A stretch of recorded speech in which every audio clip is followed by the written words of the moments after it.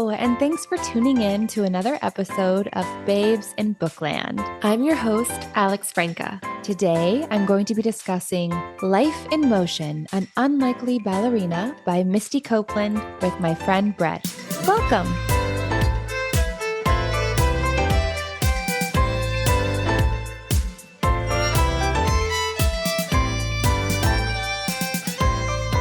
Hi, Brett. Hi, Alex. Thank you so much for having me. Thank you so much for coming on. I'm so excited to talk about this book with you today. You have an extensive dance background. So can you share with me and our listeners a little bit about all of that? Because I think I took like 2 dance classes and begged my parents to quit. And that's as far as it goes for me.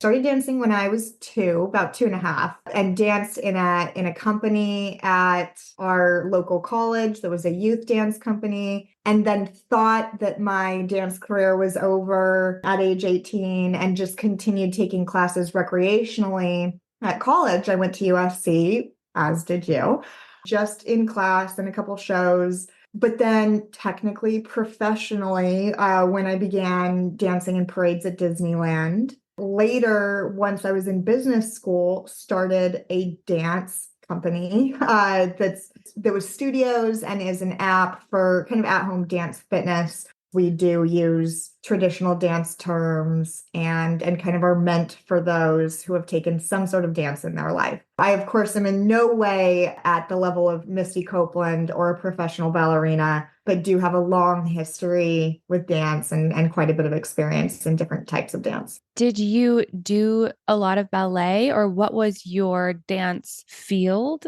I guess. Good question. What was your type of dance, Brett? Good question. I did ballet from age 2 to, I think I was about 17. Oh, wow. So you got on point and all of that fun stuff. Yeah, did. And was in the Nutcracker every year. Hip hop and jazz were probably my favorites, although I always loved and had a huge respect for ballet. Well, let's get back to the book. It was published in 2014. This is her dedication. She writes, "To all the ballerinas and dancers of the world, our art is vital. Let's keep it alive, growing, and expanding." So what did you think of the book overall, Brett? Overall, I really enjoyed it. I would be out in the world listening to this. I was even at Costco and I would have tears in my eyes because it was moving and kind of emotional at times. I've always really respected Misty Copeland. I've known who she was for many years now and known a little bit about her life story. So I was really excited to learn a lot more about it, and especially from her point of view. Yeah, and it was a surprising life story. Yes. I had no idea. I remember hearing about her in 2015 when she became the first Black soloist at ABT in decades. I really enjoyed learning about Misty Copeland's journey. It was full of unexpected twists, especially during her childhood, which made me have an even greater appreciation for her. And while I wasn't surprised by the amount of racism she endured, I didn't realize how much of an anomaly she is in the world of ballet. I think maybe that was my naivety or my ignorance. I don't really watch a lot of ballet. I didn't realize, oh my gosh, this was such a big deal for her to be a Black ballerina. I think that was just me like not paying attention to the world. I also really loved, as an artist, I recognized how she felt more of herself on stage than off of it. And I loved how even through times of extreme doubt and setbacks, she was able to push forward. She's very introspective in it. I think she takes a lot of time to be thoughtful of why she is the way that she is and how she's been shaped by the people around her, which I think is just a great journey for all of us to go on. And I really feel like she truly is an inspiration. I mean, obviously, and that she's able to take that role on willingly talks a lot about who she is as a person, because she talks a lot about the weight that she feels she carries on her back when it comes to representing ballet dancers and artists of color and young women of color. And I thought that that was really beautiful. And she makes it such a point to really talk about how important not just her journey was, but what her journey could mean for little girls that looked like her, and hopefully the doors that she could open through her path and through her experience. She just sounds like an awesome person, you know? Absolutely. I would love to meet her in person. Definitely an inspirational book. If you are, a little brown girl, as she mentions many times in the book, that this is for Mm-hmm. the little brown girls, I think she has absolutely opened doors, set a wonderful example, broken through glass ceilings that absolutely existed. I did always kind of know how meaningful her ascent was to her position. You don't see a lot of diversity in dance, lack of diversity quite obviously in skin color, but also a lack of diversity in age, in body type, in physical build. Yeah. It has traditionally been very exclusive Mm-hmm. and frankly kind of boring in that way. Mm-hmm. So I was thrilled, over 10 years ago, first seeing Misty dance and learning a little bit about her story. And now having read Life in Motion, I think she is my favorite ballerina by far. And she deserves that title for sure. Okay, well, let's get further into the book. I like to start with some quick topics, and I like to start my quick topics with new words that I've learned. There were three in Misty's book. The first one was troika, which is a group of three people working together, especially in an administrative or managerial capacity. She writes this word in reference to maybe a dance that she does with two other people, but I had never heard the term troika before. Me neither. But I like that word, troika. Okay, the next one was itinerant. Actually, I was like, I don't really know what this word means. It's an adjective meaning traveling from place to place, or a noun, a person who travels from place to place. So I had never heard it. It was new to me.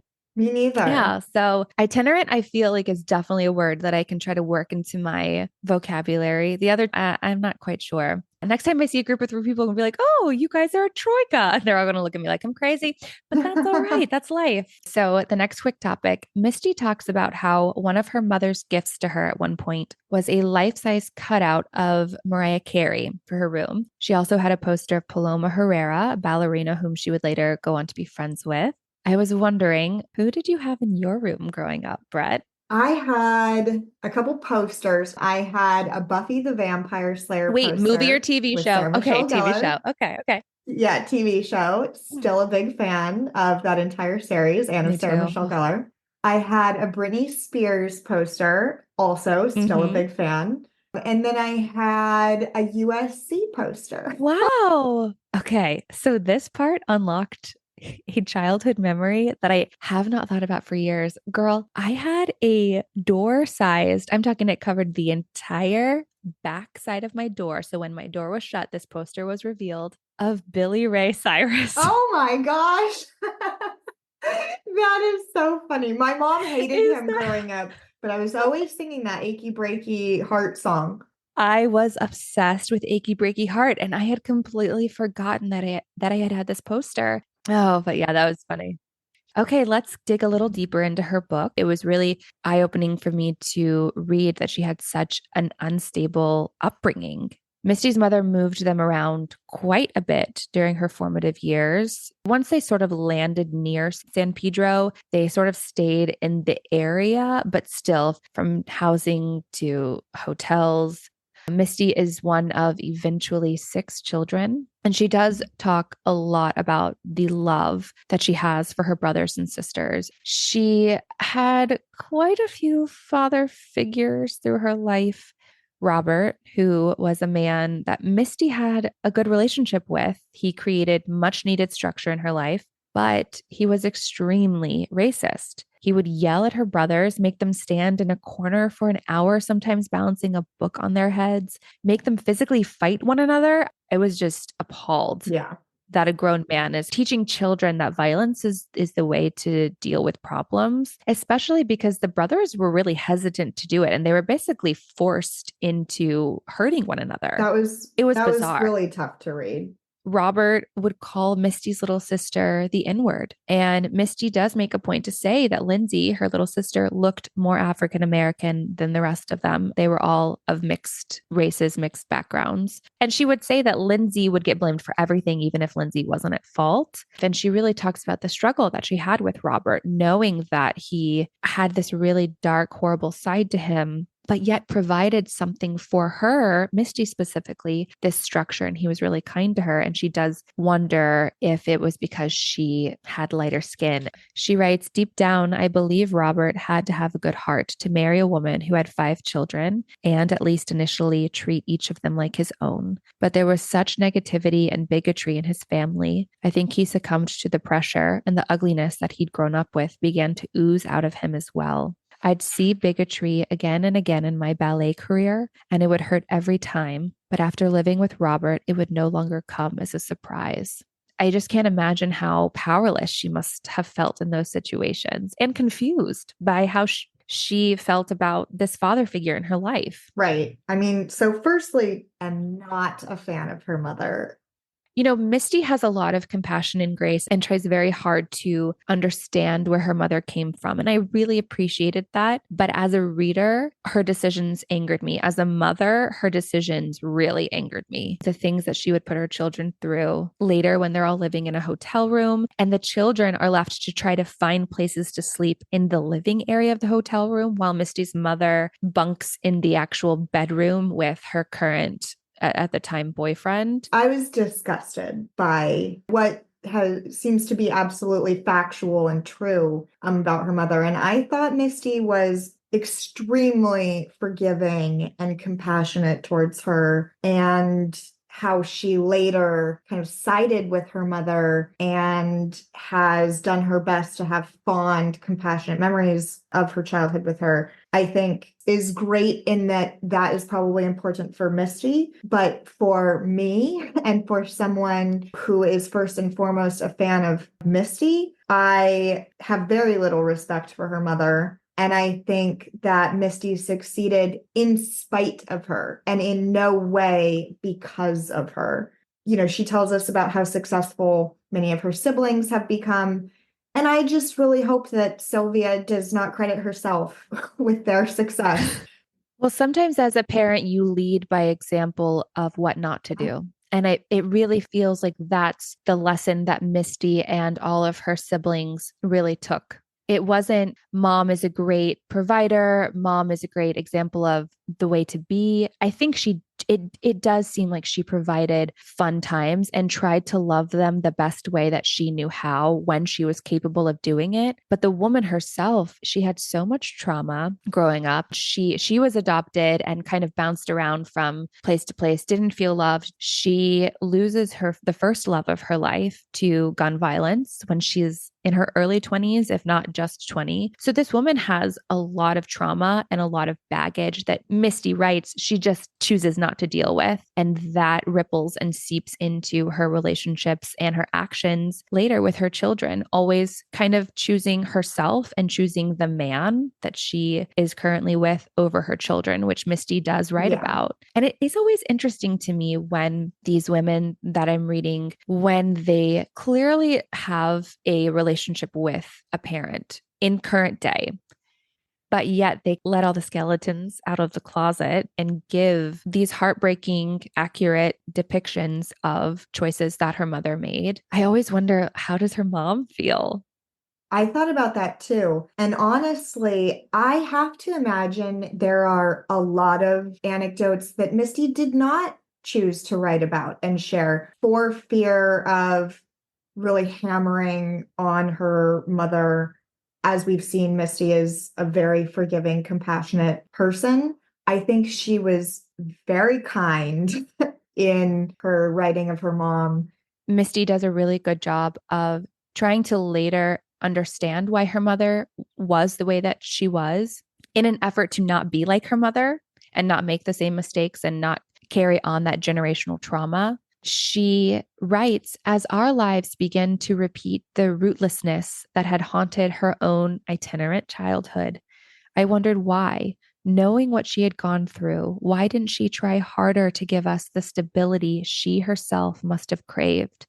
And later she writes, we wanted a mother who was responsible, who either stayed married or stayed single, and who put her children before some random man. We couldn't understand why she needed a man at all, why we children were never enough. It's just one of those things where you're not able to choose who your parents are.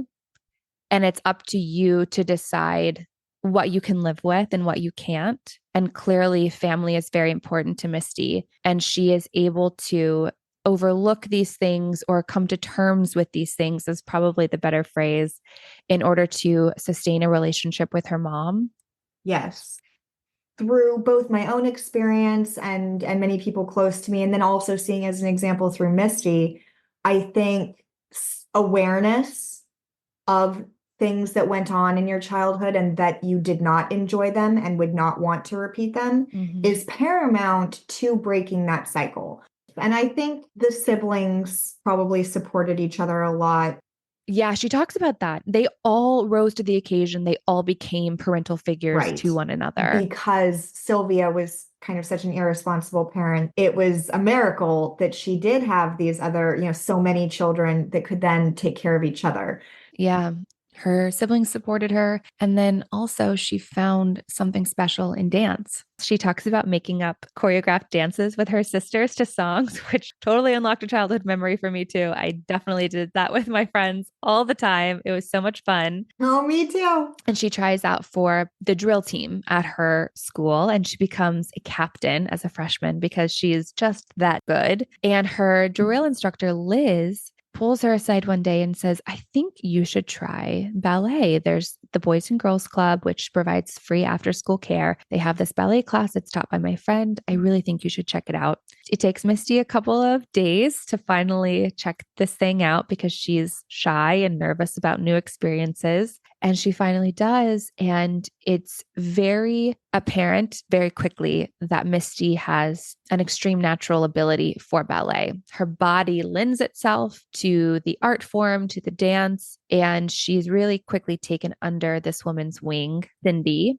Cindy very quickly realizes that Misty has a perfect ballerina body, which is described as a small head, sloping shoulders, long legs, big feet, and narrow rib cage. And Misty also writes that her legs were double jointed, so her knees would actually slightly bend backwards when she would stand straight, which kind of makes me squiggle in my seat a little bit. Yeah.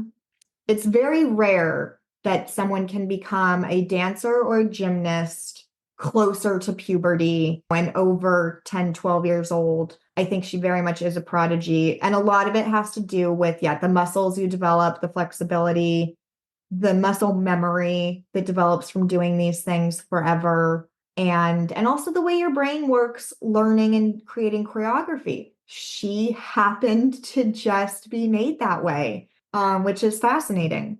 Yeah, she talks about how she could watch somebody do a dance step and basically mimic it perfectly right away.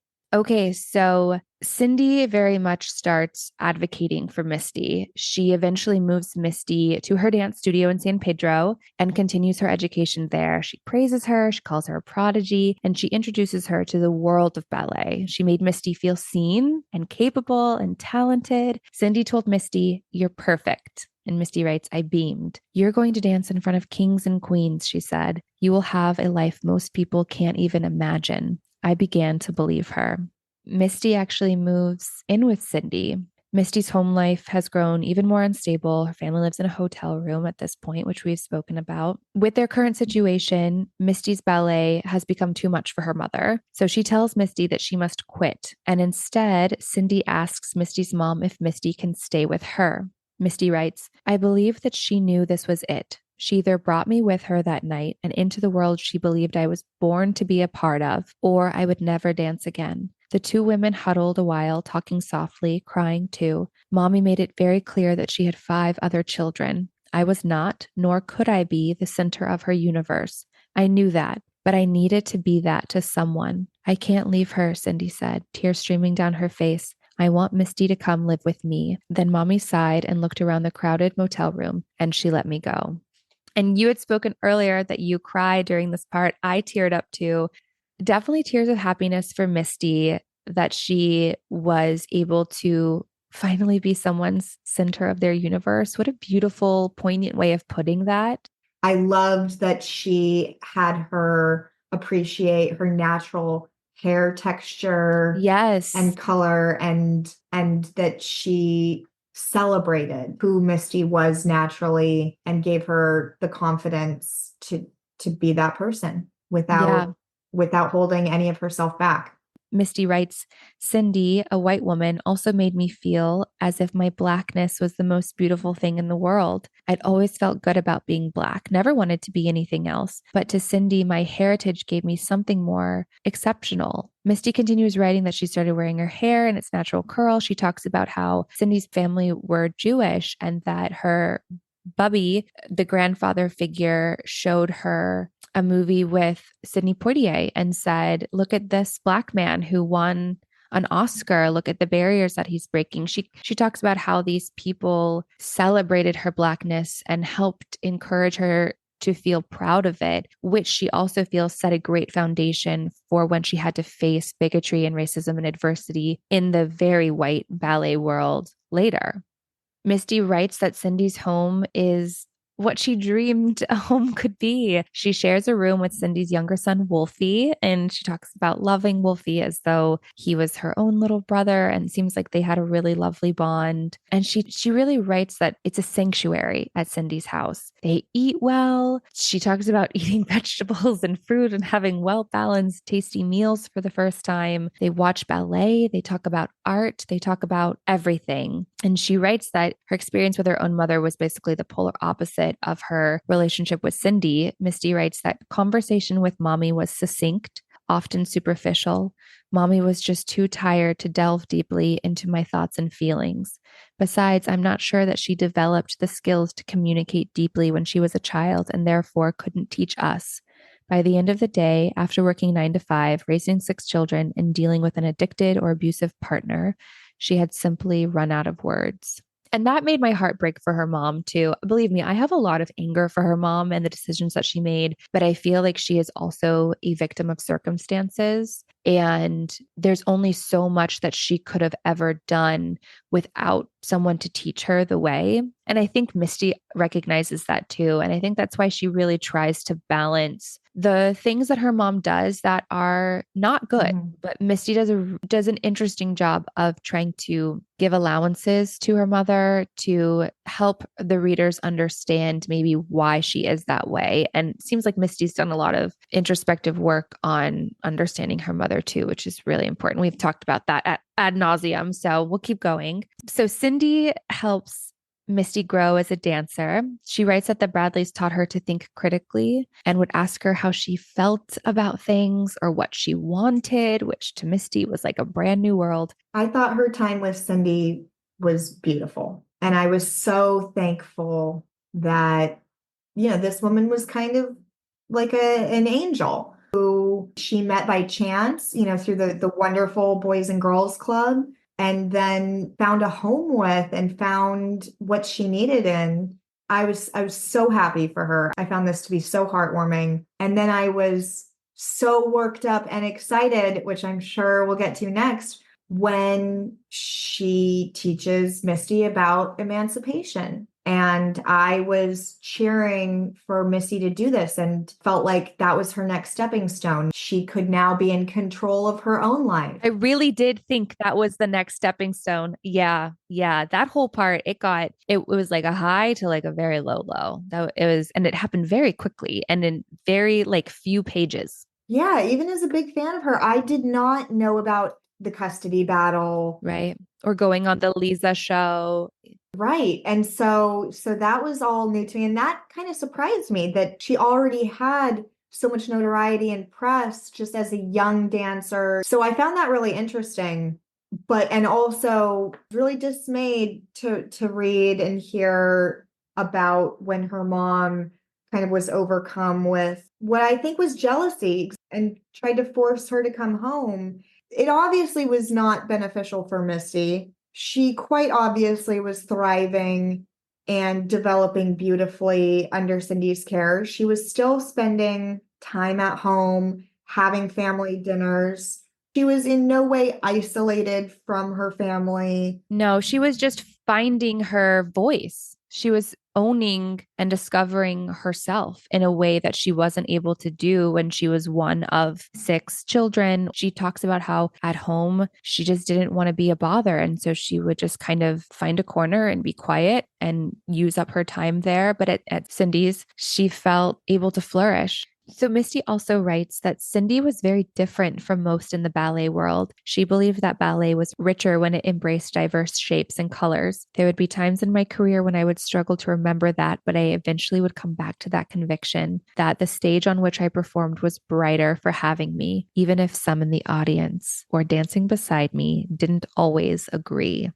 You've said that you feel like Misty succeeded in spite of her mom. And while I do mostly agree with you, Misty writes that she thinks that her circumstances growing up made her stronger, which in a way is in spite of her mom, but also is because of her situation, which I mean, you never want to be a strong person because you had to face so much adversity and like instability growing up. But she did get strength from that, which it seems as I read the memoir, I was like, Misty is definitely a silver lining type of person. Yeah. She always looks for the good in things. She tries to find the silver lining in everything. Okay, let's really get into the custody situation.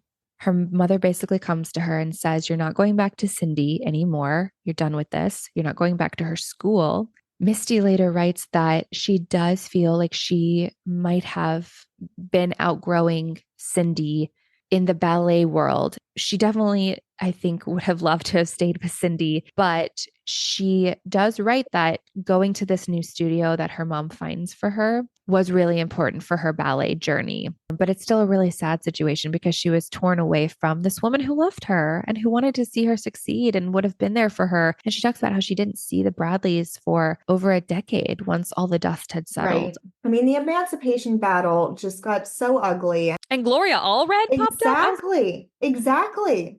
I did some more research online after, like I said, I kind of wanted to hear more about the emancipation and about how that conflict resolved so quickly. Gloria said on behalf of Sylvia that Sylvia's main goal was to keep the family bonds intact without interference by third parties. And it's like, that's just such bullshit. As we know, she's brought in all sorts of other parties. Well, she saw Misty slipping away. She saw her daughter slipping away in a way that none of her other children had slipped away before. And she wanted her back. Well, and how petty of her mother to file restraining orders against the Bradleys, including against, I believe Wolfie was 4 or so. It got unnecessarily messy and it seemed like an act of a desperate woman for sure. I think she was absolutely taking advantage of her. And I was just really disgusted by it. And I was really sad that was convinced to go on this show, that she was convinced to cancel the emancipation petition, that Misty abided by these bogus restraining orders, that she supported her mother simply because she was her mother. Well, she was still a child. Misty was like 15 at this time. I think she had to grow up really fast in different ways, but I think emotionally, she just would not have been ready to go against her mother and her entire family. And she loved her brothers and sisters, loves them so much. They were all on their mother's side. Yeah. So turning her back on her mother was turning her back on these people that meant the world to her. What a horrible place for her to be in. I'm so thankful for her that it all worked out and that she was able to reach her dream and maintain a relationship with her mom and her siblings. But obviously, the relationship with Cindy and the Bradleys completely disintegrated and died. And she was able to thank her, as we see in the end. Yeah. She thanks her during a speech and sees Cindy one more time. But the relationship is over. And thank goodness that the Bradleys were able to rise above it and just said, we will wish her the best from afar. I just, from afar, will never forgive her mother, Sylvia. At least her mother did not end her ballet career. Well, that's pretty much what the rest of the book is about, her ballet career. We've talked a little bit about the physicality of ballet and Feels like Misty very much from the go is on a lot of people's radars. She basically auditions for all these summer intensives and she gets into all of them except one. And Cindy's like, well, the reason you didn't get into that one is because you're Black, which is absolutely crazy bananas, but that's just the way that it was. We know how forgiving Misty is. She does seem to forgive the New York City Ballet and consider even working for them Though she does say later. that she's like, that's how desperate you knew that I was thinking of trying to join this ballet company that had rejected me because of my skin color when I was a teenager. Right. And I hope they are so ashamed. I hope they are too. They missed out on potentially having the most popular ballerina in the world. Well, consequences, consequences. We'll get into how she got to where she is today, which she is still a principal dancer for ABT, her at 41. So I'd love her to do a follow-up memoir and kind of discuss aging in ballet and what that's like, but that's for another day. So she gets into the summer intensive at ABT between her junior and senior year. And she's actually offered a part in the studio company, which is highly selective. It's a very big deal. She calls her mother to ask her advice or permission, and this is what she writes. She was uncertain. I needed to finish school, she said, and I had already spent so much time away from the family. But then she surprised me. It's up to you, she said before we hung up. I think the year will fly by, and hopefully they'll make you the same offer next summer. But it's your dream, and I want you to feel good with the final decision. So I thought that was nice. Sure enough, Misty is offered a spot the next year. So she is able to graduate from high school. She talks about going to prom, which I was really happy for her because I think senior year and the high school experience is not something that can be replicated. And I think getting that degree is a really good thing and having that one more year with her family after all of the craziness that had happened with the emancipation. So, Misty talks a lot about the different mentors and the supporters that she has through her ballerina journey.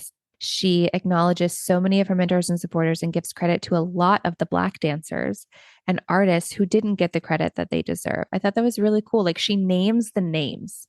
Like Yeah. she highlights them in her own memoir. And I really loved the way that other Black men and women who found success reached out to help and lift her up. She talks about when she came to LA and there was the actress who left her number and said, I was a dancer, like reach out, let me talk to you, let me be a support for you or a guide for you.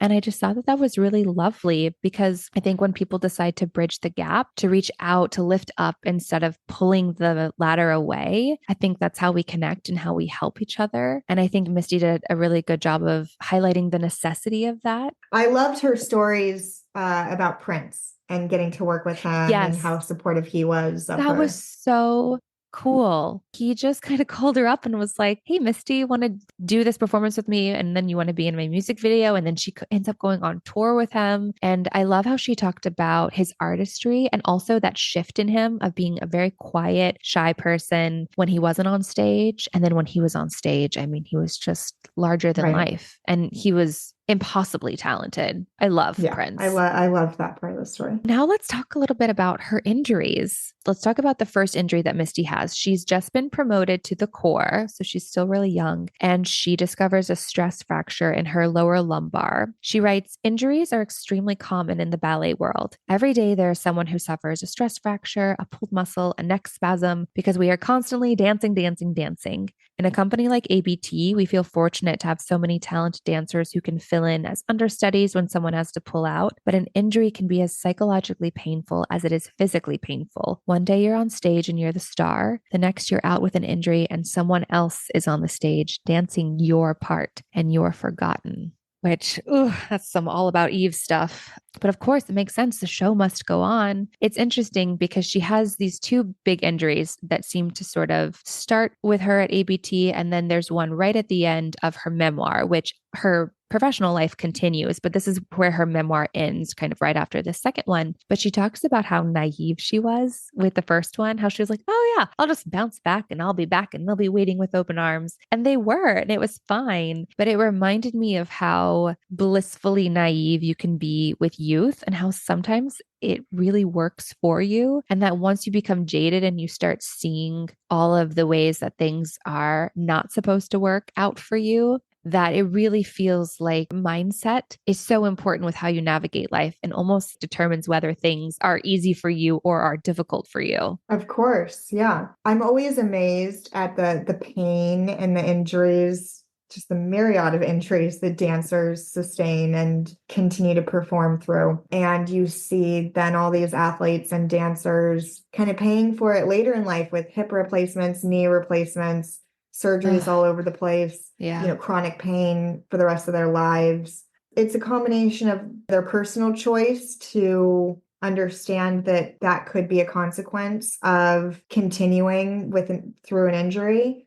So doing ballet is unnatural. Turnout is unnatural. Tucking your rear under and pulling up in your rib cage and shoulders down. I'm not describing it very eloquently, but the position you put your body in ballet, that's just your baseline position, is not natural. So your body will fight Hmm. against it. Through turnout and through doing this, you will force your body to become more flexible and malleable to this position.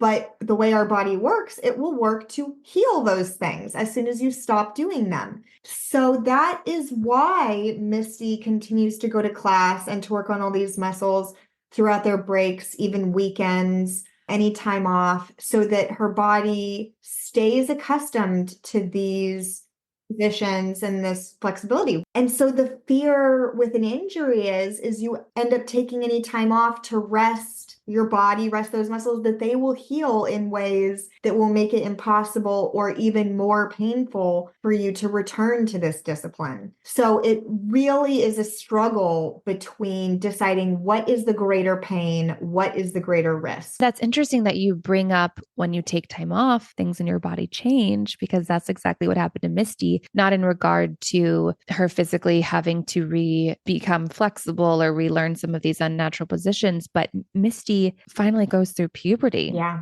She is 19 at this point. She has not menstruated. She takes, I believe it's a year off for her back to recuperate. And her doctor at the time is also like, wait, you haven't gone through puberty yet? Like, we need to figure that out. And so she gets put on birth control and she starts having a period and she goes from a prepubescent body to a woman's body. Now, I also want to say that when Misty talks about curves in the memoir, she is still talking about very thin, muscular curves, but it is still very different from the other dancers' bodies. So, because in my mind, I was thinking a very voluptuous woman. And then you look up pictures of her and you're like, oh, but in her reality, her new body was extremely different than the other bodies that she was dancing with. And she even talks about, she has the one line where she says, ABT kept searching for the girl that she was when she left before her injury in her new body, but they weren't finding it because she now had the body of a woman. She had breasts and maybe her hips had changed a little bit. She talks about how ABT would ask her to lengthen To lengthen. instead of lose weight. Yeah. And I was like, ooh, what a euphemism. She writes, I had breasts and muscles, but yes, I was still a ballerina. I noticed other dancers who also had more womanly busts, more muscular physiques, and ABT, seeing how hard I had worked, how well I was performing, eventually stopped asking me to lengthen. They came to see things my way, that my curves are a part of who I am as a dancer, not something I need to lose to become one. So one of the things I experienced as a dancer was when you get boobs, everything feels different, looks different. The leotards you wear are a thin piece of spandex. They're not meant for chest support. No matter how tight and stable you Yeah. keep your core, and we as little girls would even notice that on other dancers. That's like, oh, wow, all of a sudden this girl got boobs. It's very interesting because, yeah, the traditional ballerina has what they describe as like a boy's body. I've never thought of it that way. I still feel like the body type is very feminine, but it is quite bony, very flat chested, and not really any curves other than perhaps having a very tiny waist and then just still quite narrow hips. Ballet is definitely a dance that celebrates a very narrowed standard of beauty and standard of body. That's something that Misty is working and has worked really hard to have to change people's minds about that. Right. Well, and thank God our standards of beauty are changing a little bit nowadays, and we have a little more appreciation for natural bodies and for diversity. Yeah. Let's talk about Misty's second injury. She has been selected to dance the Firebird. This is an extremely big deal. She is the first Black soloist with ABT in 20 years. She is on the banner at the Met. It's an ABT banner, and it's the very first time that a Black woman and Black person has ever been the face of ABT. So it's a very big deal. She's had this lingering pain in her leg leading up to her performance. When she was traveling with the show, kind of workshopping it to get it back to New York, she knew that something was wrong, but she ignores it. She powers through it because she feels she has to. She writes, I reminded myself that there was a bigger purpose than my personal achievement. But after her first night dancing the Firebird, she knows that she has to stop. She writes, I had 6 stress fractures in my tibia. I had been in pain the entire 6 months I had prepared for the Firebird, unknowingly building fracture upon fracture. I was devastated. I had dealt with so much emotional and psychological pressure during my career, struggling to maintain courage and confidence despite the criticism of some who did not feel a girl with my skin color or body type could ever truly belong, a life of highs closely followed by the deepest lows. And now this injury. She writes in her diary, I don't know how much stronger I can be for how much longer. She continues, in those darkest moments, I felt lost and without a purpose. Without ballet, who am I? So it definitely does suck. She's been through so much and she finally gets what she wants. And then she has an injury that she has to address. And the fear of not coming back at the level that you left at, or and also given whatever age you're at, that it might be the end. And she's under so much scrutiny. She talks about how she's not just doing this for her, which really gets us into, I think, what the heart of the memoir is, which is about her journey, not just as a ballerina, but as a Black ballerina and what that means for the change that she is trying to make in the world. She writes in the book that there's an old adage in the Black community that we have to be 10 times better just to get as much. She puts immense pressure on herself to excel in this world, to shut up the naysayers, to prove that she is worthy of this. And when she gets cast as the Firebird, she writes, I felt a weight that I had carried on my back for a decade, slowly getting lighter. And you really feel that she had this, she doesn't call it a burden, this weight that she carries willingly, enthusiastically. I felt as I read the book. Like you said, she writes, this is for the little brown girls. She weaves that phrase into the book a lot. Before she's selected to dance the Firebird, she talks about how she would walk into rehearsal rooms and she could just tell already that a ballet mistress had made up their mind about her. And she's really starting to doubt herself. And she really feels that maybe ABT is not the right place for her. She's really courted by the Dance Theater of Harlem, which is a dance company filled with incredibly talented dancers of color. And she really contemplates leaving. She writes, the bitter truth is that I felt I wasn't being fully accepted because I was Black, that Kevin and the other leaders of the company didn't see me starring in more classical roles despite my elegant line and flow. And really at her heart, she was drawn to the more classical performances. Right. And to most ballet dancers, the classical ballets are the holy grail. That's what you dream of being in. Those are the titles that the average person Yeah, knows. exactly. Romeo and Juliet, Giselle, Swan Lake. Yes, all that. So she decides to stay because she realizes that if she ran, that's exactly what her mother did, that her mother ran when things got tough. She writes, I knew that mommy often handled difficulty by choosing not to deal with it. And she realizes that she wanted to know that she'd stood her ground, whether she got her reward or not.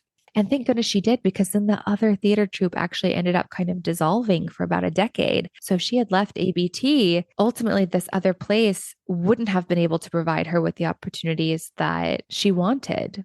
So I don't know if that was divine intervention or what, but Exactly. And I don't think she would have had the legacy, that she has now. She rose to the top despite the challenges in a classically white company and just the world of ballet. yeah, definitely.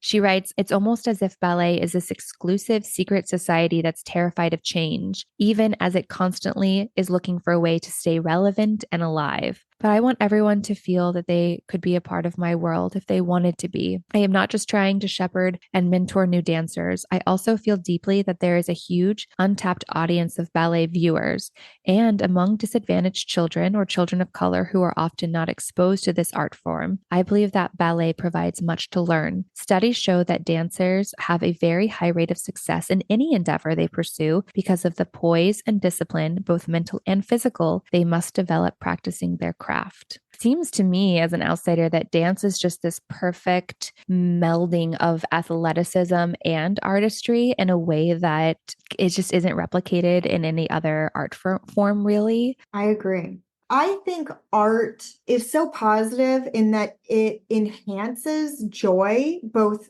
from the person creating the art as well as the person viewing it, consuming it, but it also can ease pain and grief. I think there's something so emotionally beneficial about just all forms of art, dance in particular. Yeah, you are physically the art form. Yeah. It's beautiful. And I think it's so fantastic that Misty shared her journey and her memoir with the world so that other people can maybe see themselves reflected in her and her journey, and other people can feel inspired, whether you are a young person of color hoping to be a dancer or someone like me who can't dance and can't understand the world that Misty grew up in, the way that the world viewed her. But I ended her memoir with such admiration for her strength of spirit, for her advocacy, for her compassion, and for her grace. She really is an incredible role model, and I thoroughly enjoyed getting to know her more. Yeah. Another person in that has had her same experiences, could very well and very justifiably end up extremely angry, jaded, just mad at the world. But it goes to show how valuable it can be to offer forgiveness, to go into things with a good attitude, to work through challenges, and to go where your heart leads. Yeah. Thanks for joining me today, Brett. It was so wonderful to talk to you. Thank you for having me. Definitely recommend this for everyone listening, and especially for anyone who has a background at all in dance. I think they'll really enjoy it and get something special out of it. And I'm so glad you inspired me to read it.